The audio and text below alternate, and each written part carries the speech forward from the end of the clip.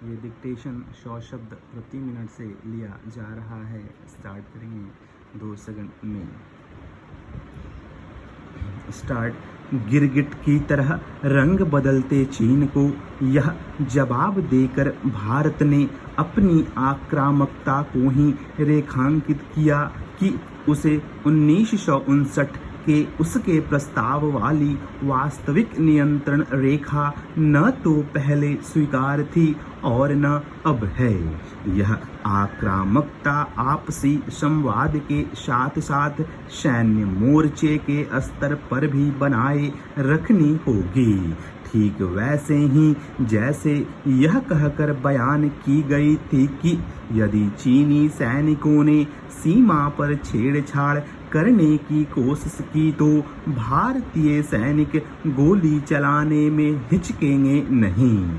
चीन के नए बेसुरे राग को खारिज करने और उसे उसी की भाषा में 2 टूक जवाब देना इसलिए आवश्यक था क्योंकि वह इस तथ्य को छिपाकर अपनी बदनीयती ही जाहिर कर रहा है कि वास्तविक नियंत्रण रेखा को लेकर उसने तत्कालीन प्रधानमंत्री जवाहरलाल नेहरू को जो प्रस्ताव भेजा था वह खुद उन्होंने ही भी ठुकरा दिया था। यह अच्छा हुआ कि भारत ने चीन के 6 दशक पुराने इस एक पक्षीय प्रस्ताव को मनमाना करार देते हुए सीमा विवाद सुलझाने संबंधी उन समझौतों का भी जिक्र किया जिनमें 1959 वाले उसके प्रस्ताव को कोई अहमियत नहीं दी गई है। चीन ने अपने एक पक्षीय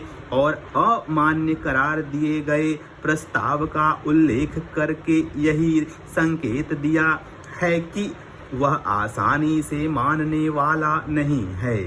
अब इसका अंदेशा और बढ़ गया है कि वह दोनों देशों के विदेश मंत्रियों के बीच बनी सहमति के आधार पर आगे बढ़ने वाला नहीं है।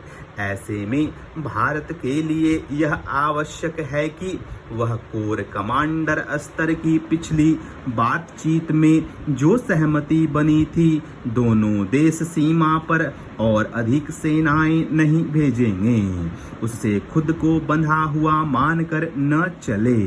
चीन ने पिछले 3-4 माह में जिस तरह सैन्य स्तर पर हुई बातचीत के उलट काम किया है उससे यही साबित होता है कि उसके इरादे नेक नहीं।